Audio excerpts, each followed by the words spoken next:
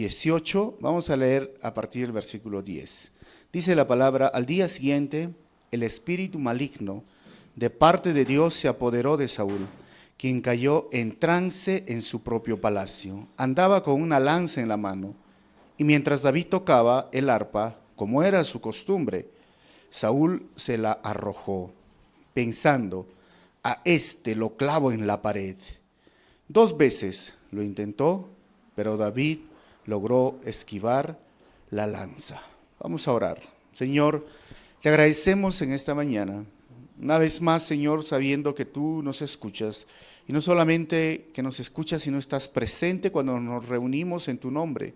Queremos darte la gloria en esta mañana y la alabanza que solo tú te mereces, Señor. Háblanos a través de este estudio, de estos versículos, y que ayudes mi vida, Señor, para compartir de tu palabra como un instrumento en tus manos en este día. Te pido esto en tu nombre, Jesús. Amén. Estamos en esta etapa de un conflicto originado básicamente por el corazón, el liderazgo, la vida misma de Saúl. Recordemos que Israel no tenía rey. Saúl llegó a ser el primer rey, y uno de los reyes que diríamos muy polémico desde la perspectiva cómo empezó a actuar en su reinado. David surge cuando Saúl es desechado justamente por su desobediencia, justamente por evitar, diríamos, o no cuidar, sería la palabra, quien lo había puesto, el cargo, la función. No entendió los roles que él tenía, y cuando desobedeció las órdenes directas de parte de Dios, él fue desechado. Que esta historia nos ayude a entender también cómo es que nosotros debemos de comportarnos o vivir nuestra vida cristiana. ¿Desobedecer a Dios será una buena idea? ¿Desobedecer la gracia o menospreciar la gracia del Señor será una buena idea? Mire, Saúl era un campesino, ¿se acuerdan? Estaba buscando sus burros y el Señor lo llamó. Ahora va a llamar otro jovencito, David, que estaba pasteando ovejas. Lo sacó de ahí, 2 personas del campo, los pone en una posición, los unge, pero vamos a ver cómo reaccionan. Ya en el capítulo anterior hemos visto que David sale en el escenario, en la historia de Israel, venciendo a este gigante llamado Goliat. Hemos visto esas cualidades y hoy vamos a continuar viendo las características de Saúl versus las características de David y cómo ellos enfrentan el conflicto. Así que el título general de este capítulo sería El conflicto entre Saúl y David. Y cuando yo digo conflicto, yo creo que los conflictos son parte de la vida. Y los conflictos son parte de una relación, aún relación entre hermanos, aún relación entre amigos y aún relación entre una pareja. Y si hablamos de una iglesia, también es parte de la iglesia. Hay personas que vienen a la iglesia pensando que es el lugar donde nunca voy a encontrar un conflicto, ¿no? O entran en una relación de pareja pensando lo mismo. Y el conflicto surge, ¿saben por qué? Porque hay 2 personas que piensan y hay 2 personas que reaccionan de forma diferente frente a esta situación. Así que vamos a ver cómo surge este conflicto, y este capítulo también es un poco largo, pero vamos a ver que está dividido en 3 partes. Desde el versículo 1 hasta el versículo 9 es donde David, Jonatán se encuentran y es el inicio de los celos de Saúl. Del versículo 10 al 16 es Saúl intenta asesinar a David. Y del versículo 17 hasta el 30 es donde Saúl alista una trampa para David. Así que a medida que yo paso las diapositivas van a salir los títulos de las subdivisiones. Versículo 1 dice: una vez que David y Saúl terminaron de hablar, Saúl tomó a David a su servicio y desde ese día no lo dejó volver a la casa de su padre. Y cuando dice terminaron de hablar, es que justamente después de la muerte de Goliat. ¿Se acuerdan que David agarró la espada de Goliat y le cortó la cabeza? Y es curioso esa historia, ¿no? Bueno, a mí me encanta mucho imaginarme las cosas. No sé si tú eres así, pero me encanta entrar en el personaje. Y me imaginaba a David con su cabeza, ¿no? Algunos andan hoy día con mochila, con bolso, pero David andaba con su cabeza. Y ahí está hablando y es como, qué interesante hubiera sido una Biblia así, diríamos, real, digamos, ¿no? Donde tú pasas una página y ¡pum!, te pasan. Ahora hay videos, pero no escenifican totalmente. Pero David está ahí, Saúl habla y le dice, lo invita a ser parte ahora de su palacio. Versículo 2, Jonatán, por su parte, entabló con David, dice el texto, una amistad entrañable y llegó a quererlo como a sí mismo. Tanto lo quería que hizo un pacto con él. Y ahora hay que entender muy bien esta parte. Dice el texto, entabló con David una amistad entrañable. Díganme ustedes, ¿tienen buenos amigos? Ahí las mujeres dicen sus pinkies, ¿no? Mi pinky. Uña y mugre antes se decía. ¿Tienes tu amigo, tu amiga realmente, que tienes esta amistad entrañable, que puedes llegar a quererlo o a quererla como a ti mismo? Bueno, este punto ha sido muy conflictivo por muchas personas, de decir de la amistad o el tipo de amistad entre Jonatán y David.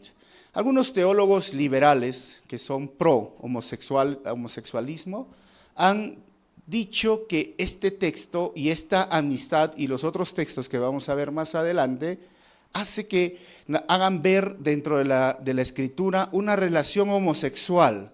Es decir, no puede existir amistad entrañable o amor entre dos hombres. No se pueden querer. Si se quieren, son homosexuales.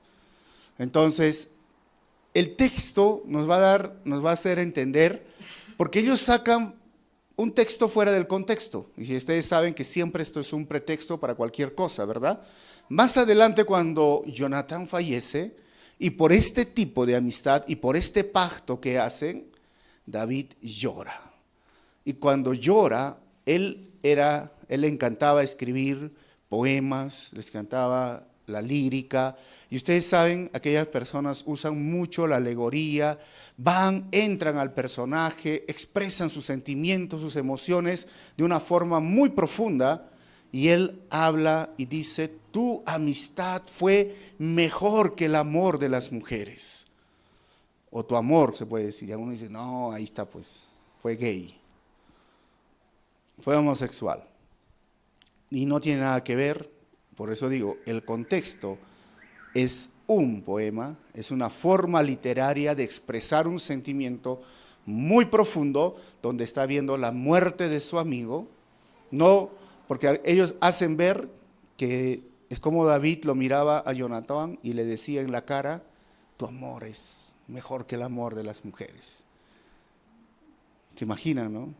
Pero nunca sucedió esto, sino lo escribió después de que Jonatán murió de una forma cruel, de una forma fea. Pero esta amistad entrañable, cuando vemos a Jonatán, surgió de muchos ángulos y vamos a revisar un poco la amistad. Esa amistad es una de las más profundas e íntimas que se ha registrado hasta el día de hoy en la Biblia. ¿Por qué? Primero, ellos basaron su amistad en un compromiso con Dios. No solo entre ellos. Y ustedes dirán, pero ¿cómo fue el compromiso con Dios? Hace poco hemos leído cuando Jonatán tenía las mismas características que David. ¿Cuál era? Entró al campamento, ¿se acuerdan? Audacia, valentía, y preguntó y consultó al Señor, Señor, ¿nos los vas a entregar a estos enemigos? Mira, si ellos salen y nos preguntan y nos dicen, vengan por aquí, esto es señal de que tú nos los vas a entregar. Es decir, Jonatán estaba conectado con el Señor. ¿Y qué pasó con David? David miró a Goliat y dijo, ¿cómo es posible? Dios me lo va a entregar hoy en mis manos. O sea, esa conexión, ese compromiso con darle la gloria a Dios y exaltar a Dios era aquello que los unía, y esto era lo que llamamos nosotros tener muchas cosas en común. Porque tú no puedes ser amigo de alguien que no tiene cosas en común. Pero lo que ellos tenían en común, ¿saben qué era? El compromiso con Dios. Así que, hermanos, no hay mejor amistad que surja con una persona que también tenga el mismo compromiso con Dios. Tenemos un dicho popular: dime con quién andas y te diré quién eres. Yo diría igual en la iglesia: dime quién es tu amigo en la iglesia. Dime quién es tu amiga en la iglesia y te diré qué cristiano eres. Porque hay personas, a veces no tienen amigas, mujeres o hombres no tienen amigos. Entonces, ¿cómo pueden ellos tener un soporte? La Biblia dice que es mejor 2 que 1. Y hablando de la amistad. Pero esta amistad se basó en el compromiso con Dios. Y 2, no permitieron que nada se interpusiera entre ellos, ni su carrera, ni los problemas familiares. ¿Por qué? ¿Por qué decimos esto? Porque según la ley o según el orden establecido, Jonatán vendría a ser el próximo rey. Él era el príncipe y David, según la orden de Dios, era el próximo rey. O sea, aquí vemos a 2 personas, desde un punto de vista político, deberían estar compitiendo, ¿no? ¿Quién es mejor? ¿Quién asume el trono? Pero ellos no permitieron que eso malogre su relación, su carrera o problemas familiares. ¿Por qué? Porque Saúl va a llegar a tener enemistad con él y eso no les importa. Porque es curioso hoy día, ¿no? Hoy día a veces te peleas con uno de la familia, te peleas con todos. Como en pueblos pequeños, ¿no? En pueblo pequeño te peleas con uno y todo el pueblo se pelea contigo. Esta amistad no fue basada en esta, fue muy personal y no permitieron que se interpusiera nada entre ellos. Tercero, se unieron más cuando su amistad fue probada. Va a llegar el momento donde Saúl lo va, diríamos, a reñir o increpar sobre su relación que tiene. Inclusive le va a decir: ¿cómo es posible tú siendo mi hijo? Y él va a decir: ¿sabes qué? Él es mi amigo. La amistad va a ser probada, hermanos. Si tienes amigos en la iglesia o donde tengas, todas las amistades van a ser probadas. Y si aquella persona, después de esa prueba, no se queda contigo, nunca fue tu amigo. Créeme, porque la amistad se mantiene, crece, conversan, se perdonan y siguen adelante. Es más bien una forma de entender que podemos crecer y fortalecer la amistad. No son esas, ¿no? Forever, ¿has visto las promociones? Forever, todos son forever, ¿no? De quinto, siempre cuando enseño en quinto, cuarto, todos son promoción forever. ¿Qué significa? Por siempre. Y terminan el colegio y nunca más se ven, ¿no? Y ya no hay forever. Forever alone, de repente hay, ¿no? Que siempre solo. Cuarto, pudieron permanecer amigos hasta el final. Jonatán va a llegar al punto donde se da cuenta, él es el próximo rey. Y no le importó quedarse. No le importó hasta el último, lo ayudó a escapar, vamos a ver este tipo de amistad. Y cuando veamos en varios capítulos y versículos esta amistad, vamos a poder entender bien el contexto cuando él muere y cuando David da esas palabras, que hoy, como les digo otra vez, teólogos liberales pro homosexuales usan ese texto fuera del contexto para decir que hubo una relación homosexual, cuando nunca lo dice el texto. Y el contexto menos colabora con esa interpretación. Versículo 4. Se quitó el manto, ese es el pacto que llevaba puesto y se lo dio a David. También le dio su túnica y aún su espada, su arco y su cinturón. Y este era un pacto de guerreros, ¿sabían? Este era un pacto que se hacía, mira, es como decir, te estoy entregando todo lo que tengo, todo lo que soy, y te lo entrego a ti, David. Ahora, era muy interesante este momento porque David acababa de rechazar la armadura de Saúl, ¿recuerdan? Cuando Saúl le ofrece, dice, no me queda, no me voy a poner. Pero cuando Jonatán le ofrece, David dice, sí, lo acepto y lo recibo. Ya David había sido ungido como el próximo rey. Y ahora vemos a Jonatán.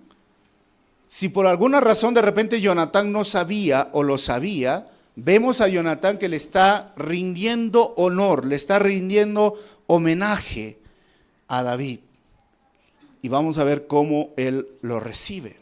Miren, David en este momento, que llegaría a ser el próximo rey, empiezan con una muy buena actitud.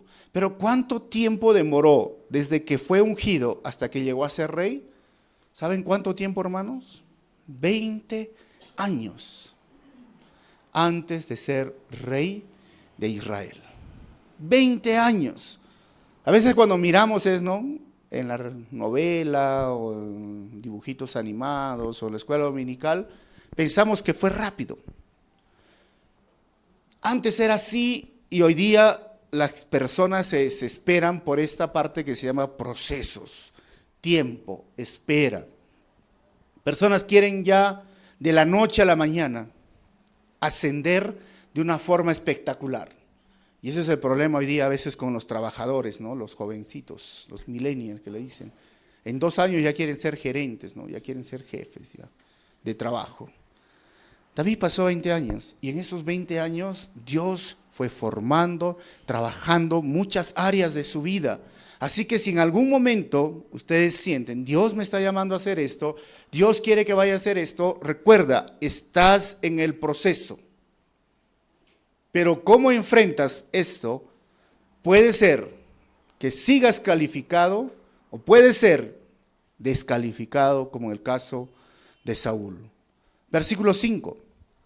Cualquier encargo que David recibía de Saúl, dice el texto, lo cumplía con éxito, hermanos. De modo que Saúl lo puso al mando de todo su ejército con la aprobación de los soldados de Saúl y hasta de sus oficiales. Miren, ¿cuántos años creen que tenía David ahora en este momento? Yo creo que menos de 20 años. ¿Y se le puede encargar un ejército a un chiquillo de menos de 20 años?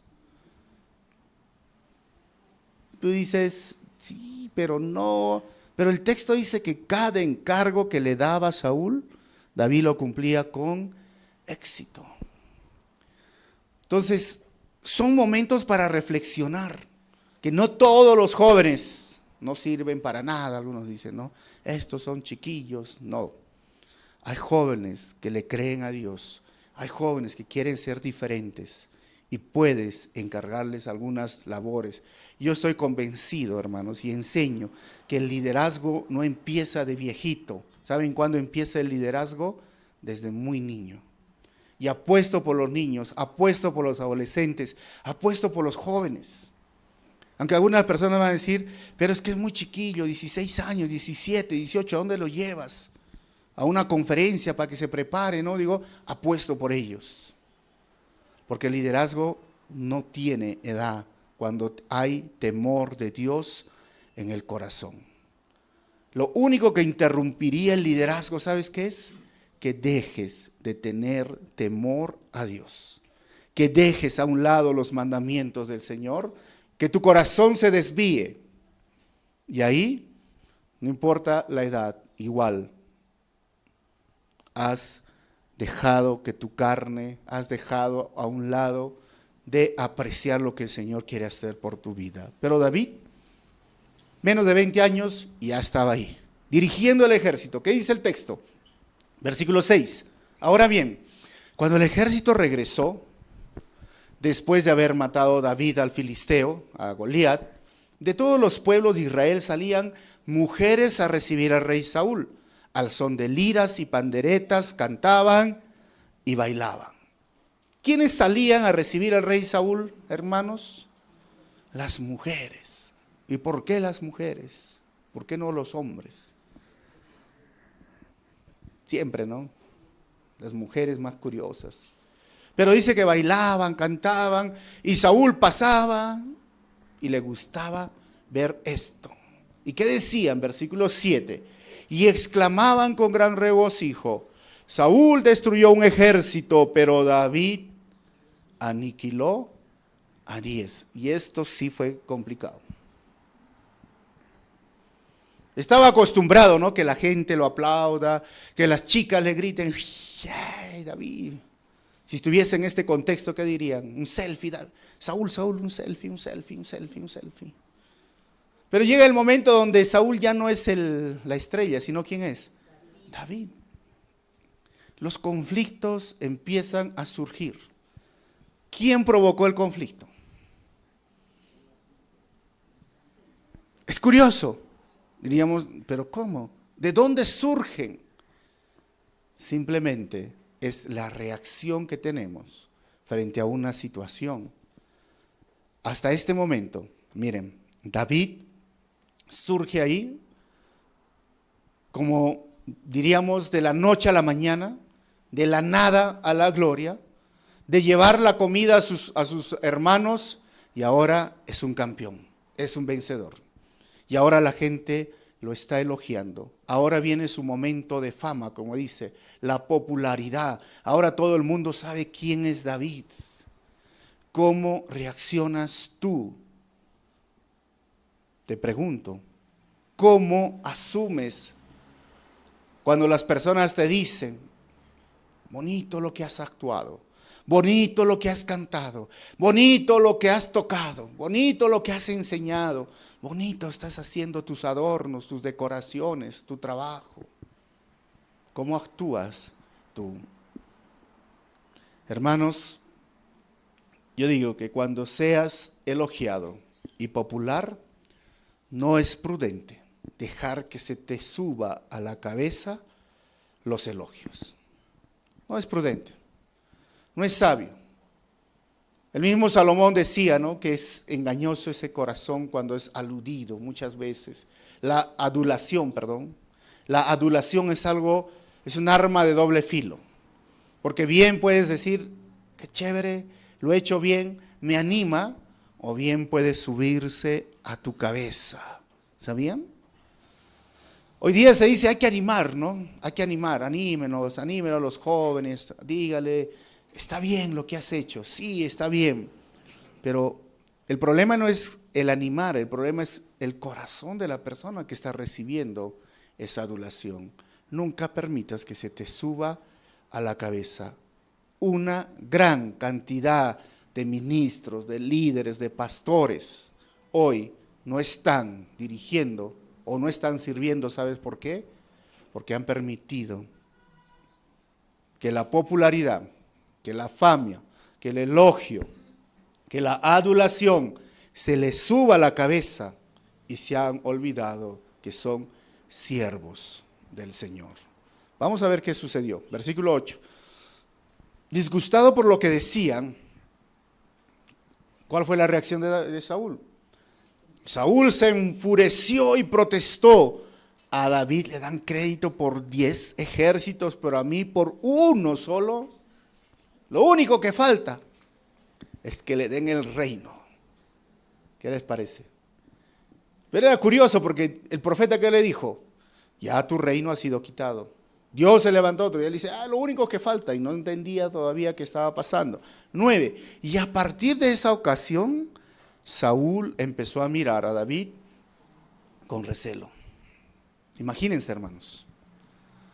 En lugar de actuar de forma diferente, Saúl actúa con recelo, lo mira a David. Hace unos días estaba temblando, estaba en un estrés, podríamos decir, el rey más alto, el más valiente, porque no podía enfrentarse a Goliat. Y ahora, en ese momento, se alegra porque llegó una victoria, pero ahora está celoso de aquel hombre que trajo la victoria. Hermanos, los celos no parecen ser un pecado grande, pero muchas veces en la práctica ha llevado al asesinato. ¿Sabían? Y los celos son frutos de la carne, dice el libro de Gálatas. Hay celos y hay celos, ¿no? Recuerden que la Biblia habla en dos contextos, los celos. Los celos, el celo que Dios tiene por ti, porque te quiere para ti, y te quiere por su propio bien, porque sabe que si tú tienes un ídolo, en tu corazón, no vas a poder estar con Él y Él te quiere por eso, por tu propio bien. Pero hay un celo enfermizo, ese celo humano, que quiere poseer, que quiere dominar, que quiere controlar, a tal punto de simplemente manipular. O sea, ese celo es que quiere que sea su títere, como decimos hoy, ¿no? Algunas personas hablan sobre este tema como una relación tóxica que se ha formado en una pareja. Este celo es destructivo. ¿Y cómo empieza, hermanos, esto? A veces empieza con un resentimiento hacia el rival. Luego viene con desear el mal. Y lo último, busca dañar al rival con palabras o con hechos. O sea, surge un conflicto. ¿Y qué es lo ideal en el conflicto? Hay que resolver el conflicto. ¿O no, hermanos? Hay personas que no quieren resolver los conflictos y su única opción, ¿sabes qué es? Resentimiento.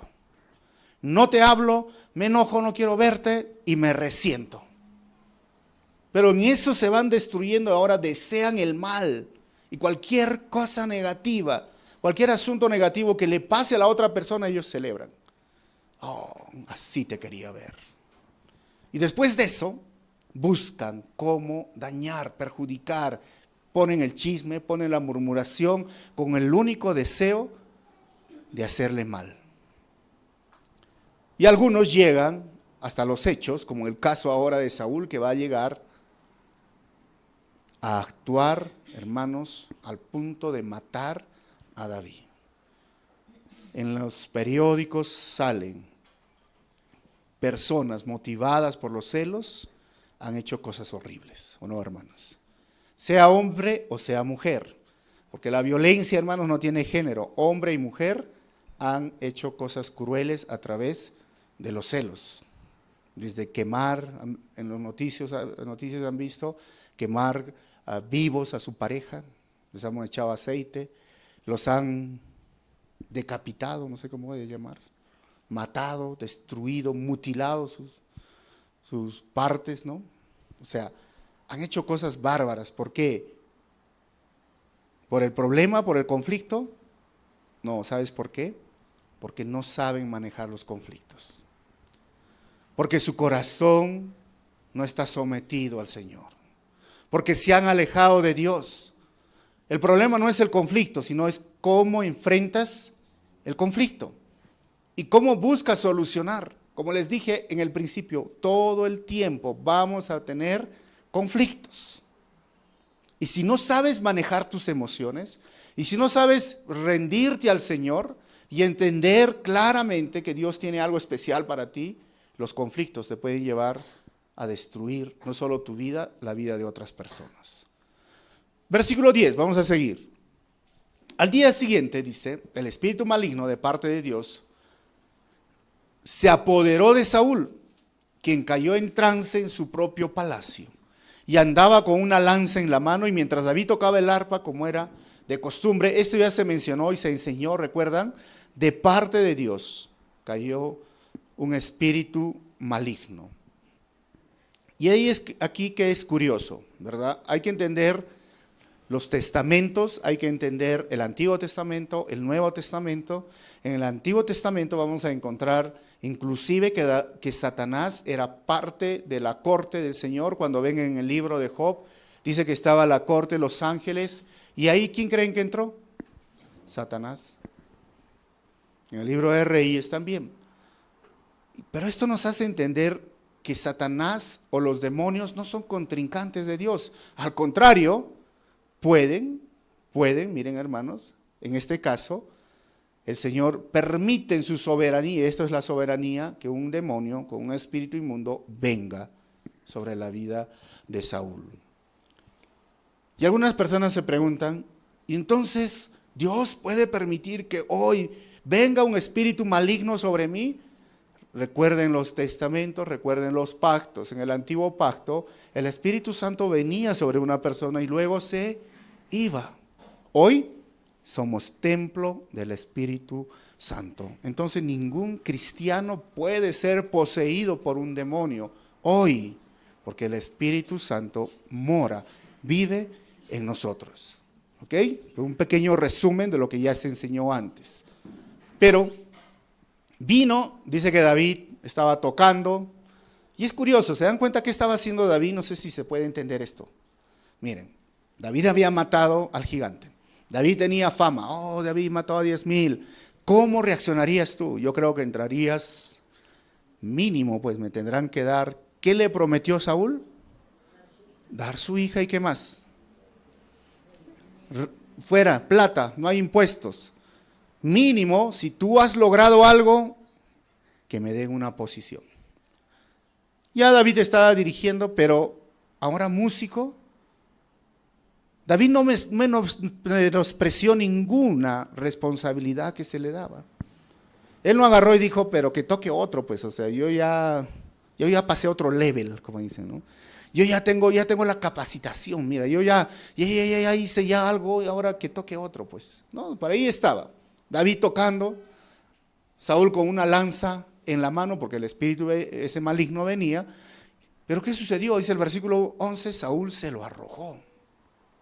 Pensando, ¿cuál fue el pensamiento de Saúl? A este lo clavo en la pared. 2 veces lo intentó, pero David logró esquivar la lanza. ¿Te imaginas ahora el cuadro? Esa foto la tomé justo cuando Saúl... No. Estas ilustraciones ayudan a entender. 2 veces. Ahora, ¿qué es la característica de David ahí? La cualidad. David. Podríamos ahí especular un poco, ¿no? O Saúl, por el trance, porque estaba así con ese espíritu, no tenía puntería, aunque Saúl era un guerrero. O David era más ágil y se dio cuenta, porque también era un guerrero que esquivó, pero 2 veces. Algunos dicen, como la hermana, no, Dios desvió la lanza. ¡Frum! Bueno, está bien, puede ser. Pero la reacción, ¿cómo reaccionarías tú si le estás haciendo bien a tu jefe, pum, tocándole la musiquita, calmando su ira, y de repente agarra y ¡plan! Te lanza? ¿Tú qué harías? Otra más, jefe, acá estoy. Yo creo que muchos dirían, momento. Una le acepto, ¿no? Y me voy. Pero 2, y no está lanzándote una piedrita. ¿Qué te está lanzando? En su mente el texto dice, a matar, o sea, te quiero matar. Imagínate en tu trabajo si tu jefe te quiere matar. Te agarra con ahora no hay lanzas, pero hay pistolas, un revólver, te agarra y te apunta y te dice, ¡pum! Y tú que dices, al otro lado, jefe, al otro lado, por acá, no. O sea, no tiene sentido, pero se ve que David era paciente.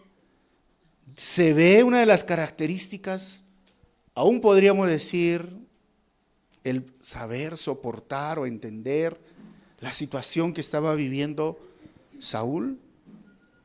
Por eso David se le llama un hombre conforme al corazón de Dios, que fue maltratado y esto sería un acto de humillación. Pero él se dejó humillar por este hombre. Él no le hizo daño. El jefe, el rey fue agresivo con él y él lo recibió, él lo aceptó.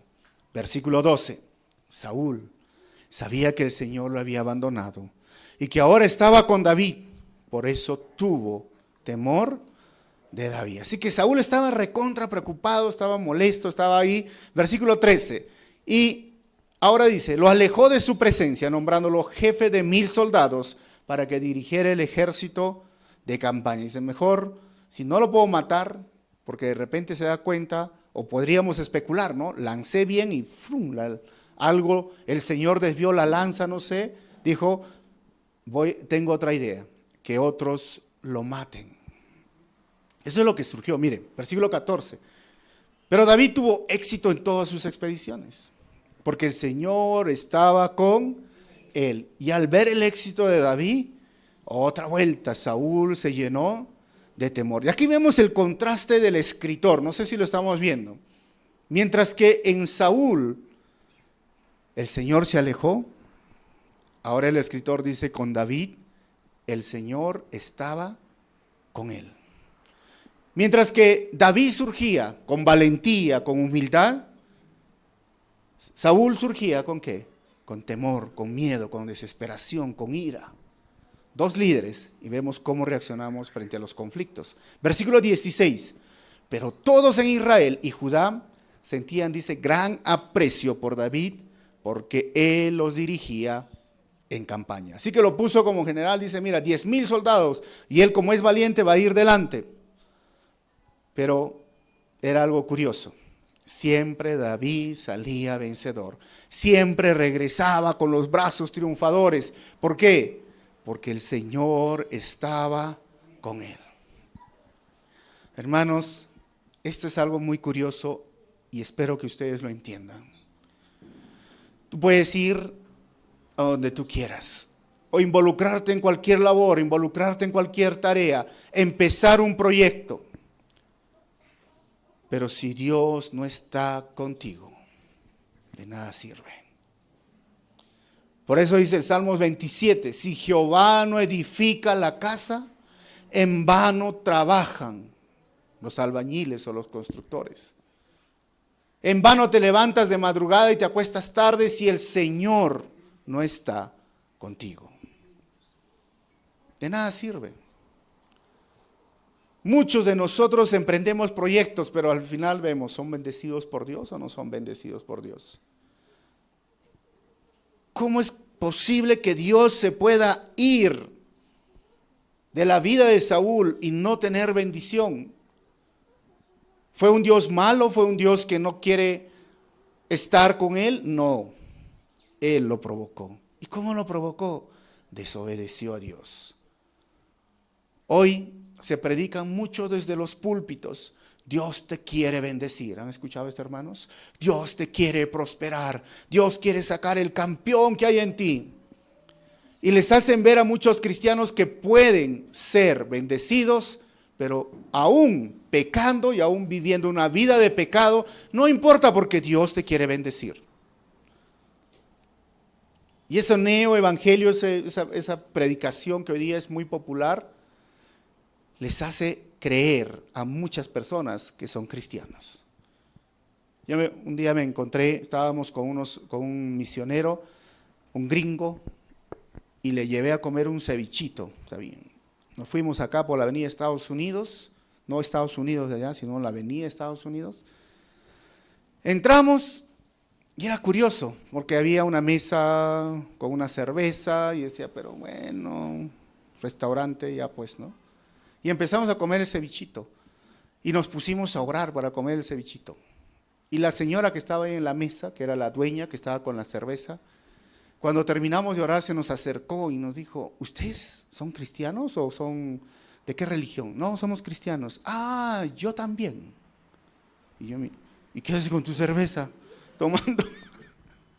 Y voy a tal iglesia, y era una iglesia de fe y prosperidad. Y yo entre mí decía, es que no entienden. Y ustedes dirán, no, seguro que no estaba con su vaso de cerveza, hermano, estoy hablando algo ahí, estaba tomando. Ah, pero no hay problema, no, hermano, ya eso es un tema de discutir, pero el asunto es que muchas personas hoy creen que pueden vivir o jugar con el pecado, tener una vida así mediocre, si hablamos en el cristianismo, y aún ser bendecidos. Aún agarrar y pensar que Dios va a bendecir esos planes. Yo no veo en la Biblia, hermanos, esto. Una cosa es andar con la bendición de Dios y una cosa es andar con tu propia astucia, tu valentía, como Saúl quería hacerlo ahora en su propia carne. Y vamos a ver a Saúl. Versículo 17. Un día Saúl le dijo a David, aquí tienes a Merab, mi hija mayor. Te la entrego por esposa con la condición de que me sirvas con valentía, peleando las batallas del Señor. Y Saúl pensaba, ¿qué quería en el fondo? Miren, el escritor saca sus verdaderas intenciones de Saúl. ¿Cuál era? Será mejor que no muera por mi mano, sino a manos de los filisteos. ¿Cuál era el plan? No lo puedo matar. Le he dado 2 lanzas y ojo que soy experto y David las ha esquivado. Así que yo no lo puedo matar y de repente puede ser más peligroso porque ahora es popular. ¿Cuál es el plan ahora? ¿Cuál es la idea de Saúl? Que otros lo maten. Pero esa era la condición, si nos ponemos a analizar el texto, para que David se case con su hija. No, David dijo, si matan al gigante, yo le entrego a mi hija. Pero miren cómo es Saúl. Versículo 18, pero David le respondió, ¿qué soy yo? ¿Y quiénes son en Israel mis parientes o la familia de mi padre para que yo me convierta en el yerno del rey? ¿Qué les parece esta respuesta de David? Pareciera que David se bota. Algunos dirán, no, pues es orgulloso. No, es interesante. Más bien David no se estaría dando cuenta del plan maquiavélico, diríamos, de Saúl. Pero David responde con humildad y dice, ¿verdad? Pero ¿quién soy yo? Este es el rey, yo tengo ovejas. Y es más, según la tradición, cuando una mujer se iba a casar con un varón, se daba la dote. Y ahora es el rey. ¿Y el otro qué es? Campesino. ¿Y dónde está la plata? No hay plata.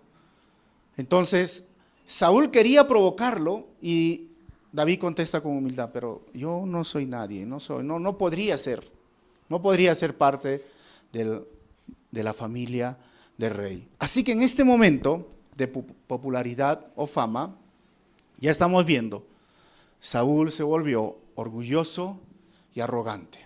Cada victoria, cada batalla, Saúl se engrandecía y permitió que esto se le suba a la cabeza. En cambio, David permanecía humilde.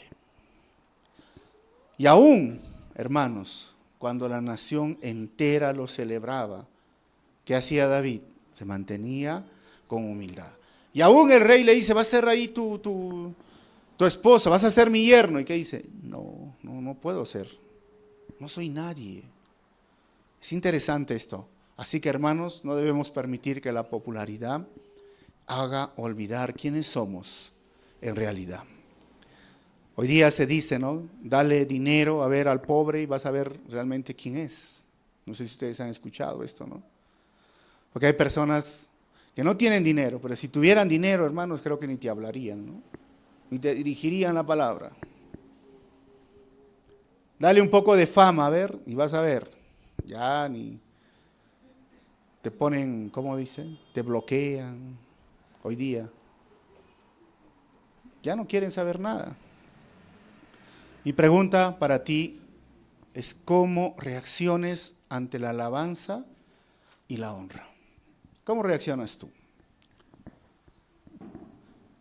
Y ojo, todos luchamos contra esto, hermanos. Cuanto más joven, porque sigo siendo joven todavía, hermanos, ¿no? Cuanto más joven, es difícil, cuando uno es más joven, lidiar con la alabanza, con la honra, con la adulación de las personas. Pero a medida que vas pasando los años, te das cuenta que no vale la pena. No vale la pena. Yo he encontrado un montón de predicadores que una vez bajaron del púlpito, le aplaudieron y ya después ya ni quieren darte la mano. En verdad, hermanos. Muchos líderes que hicieron algo ya ni quieren verte. Porque no saben manejar esto. Porque no entienden que la gloria es del Señor. No es mi gloria. ¿De quién es la gloria? Del Señor. Y debo de rendir la gloria al Señor. Debo de hacerlo. Y muchas personas no lo entienden. Versículo 19 y ya terminamos con esta parte. Sin embargo, cuando llegó la fecha de que Saúl había de casar a su hija Merab con David, miren lo que hizo Saúl. Saúl se le entregó por esposa a Adriel de Mejolá. ¿Por qué hizo esto Saúl? Te doy la mano de mi hija. ¿Y qué dice David? Yo no puedo ser el reino. ¿No quieres ser mi yerno? Vas a ver, le voy a entregar a otro hombre. ¿Qué quería hacer Saúl? Yo encuentro una palabra, provocación.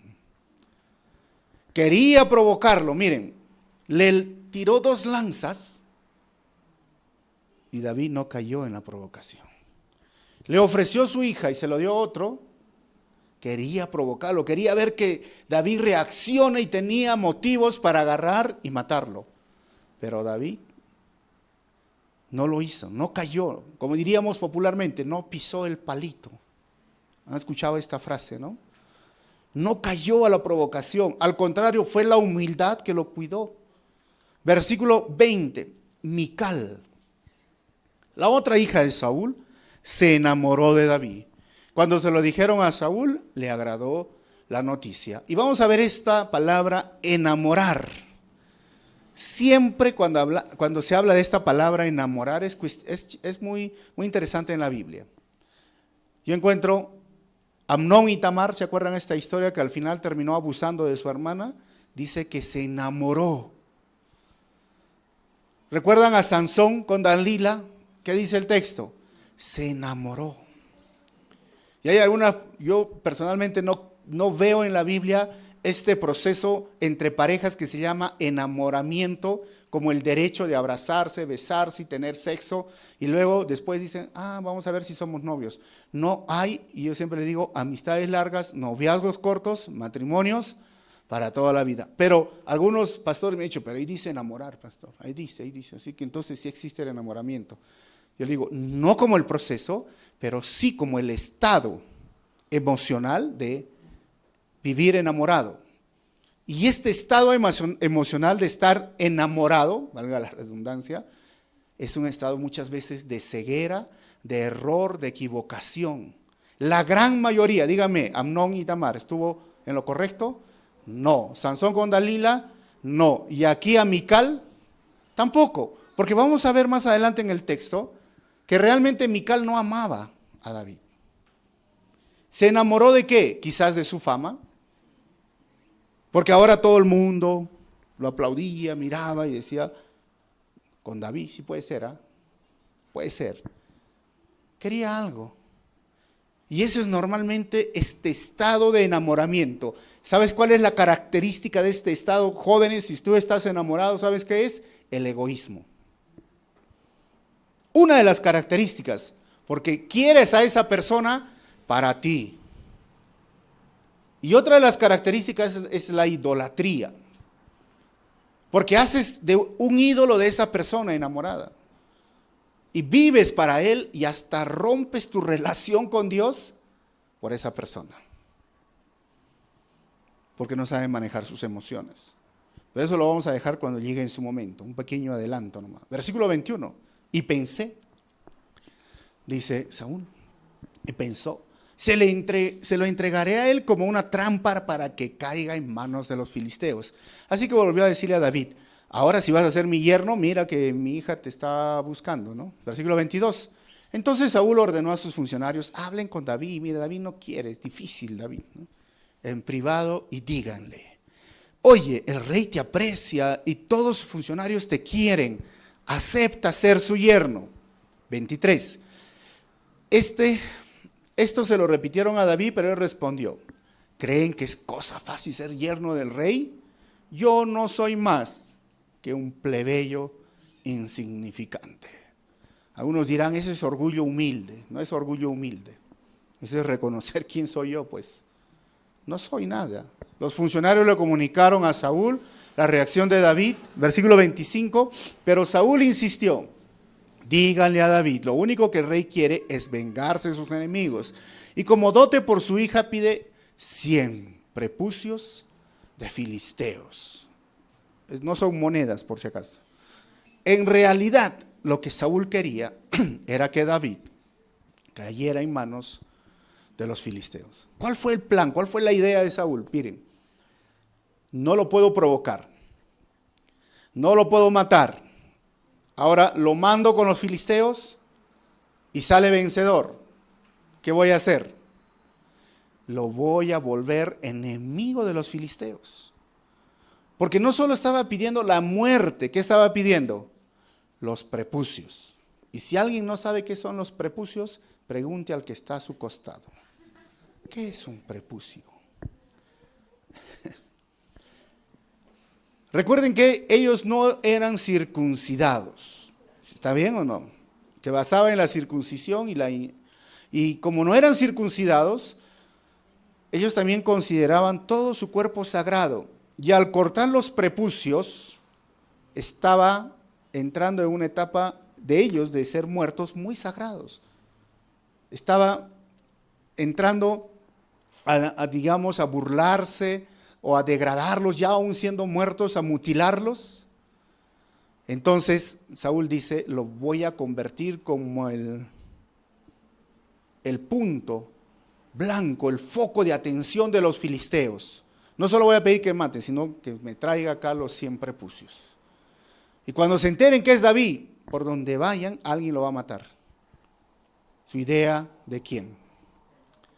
¿Cómo se llama esto? Manipulación. Miren, hermanos, provocador, manipulador, eso es Saúl. Esa es la forma que muchas veces las personas responden frente al conflicto. Si no le puedo hacer daño mis palabras o mis hechos, ¿qué voy a hacer? Lo voy a provocar. Si no cae, si no pisa el palito, ¿qué voy a hacer? Voy a manipular, voy a usar otras formas, otras fuentes, voy a usar otro lugar para que caiga este hombre o esta mujer. Simplemente porque no saben manejar el conflicto y vienen los celos. Versículo 26. Cuando los funcionarios de Saúl le dijeron el mensaje a David, David no le pareció mala idea en convertirse en rey ahora y aún no se había cumplido el plazo. Y cuando David fue con sus soldados y mató, ¿cuántos? ¿Cuánto le pidió a Saúl? 100. ¿Cuánto trajo David? ¿Cuánto le pidió Saúl?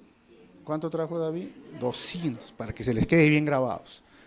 Cuyos prepucios se entregó al rey para convertirse en su yerno. Y así fue como Saúl le dio la mano de su hija Mical. Por eso al principio les decía, ¿no? ¿Cómo no hay una Biblia así donde tú, ahora, ¿no? Virtual, pasas y ¡pum! Qué loco pensar que David, no sé, ¿cómo habrá traído? Pues, ¿no? David, rey, acá están tus prepucios. Acá estás tus 100 más. No sé, me imagino yo, no sé, ustedes cómo creen, no sé, ¿no?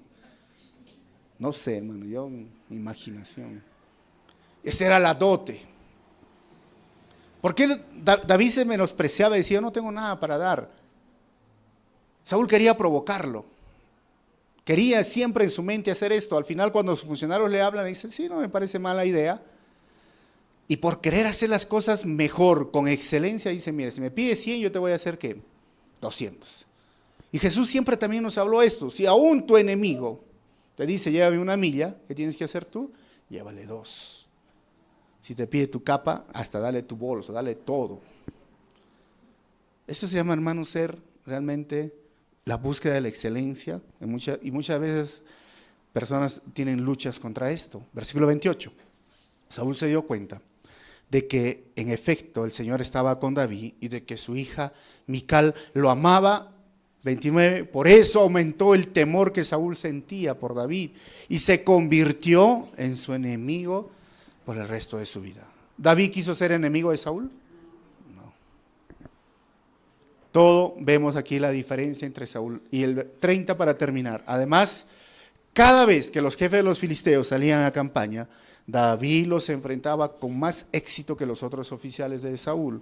Por eso llegó a ser no solo famoso, sino que muy famoso.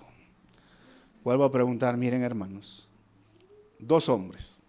Saúl, cuando vino la fama, realmente se olvidó, hasta el punto de atribuirse funciones que no le competían. En cambio, David no era así. Me hace recordar lo que leemos en Filipenses, porque David llega a ser un tipo de Jesús, y nuestro Señor actuó de la siguiente forma. Filipenses 2:5 dice, la actitud de ustedes debe ser como la de Cristo Jesús. 6, que quien siendo por naturaleza Dios, no consideró el ser igual a Dios como algo a que aferrarse. Por el contrario, se rebajó voluntariamente tomando la naturaleza de siervo y haciéndose semejante a los seres humanos. Y al manifestarse como hombre, se humilló a sí mismo y se hizo obediente hasta la muerte y muerte de cruz. Por eso Dios lo exaltó hasta lo sumo y le otorgó el nombre que está sobre todo nombre, para que en el nombre de Jesús se doble toda rodilla en el cielo y en la tierra y debajo de la tierra, y toda lengua confiese que Jesucristo es el Señor, para gloria de Dios Padre. ¿Cómo es que el Señor Jesús logró esto? Con humildad. ¿Cómo lo hizo? Con altanería, se agarró de la fama, con humildad.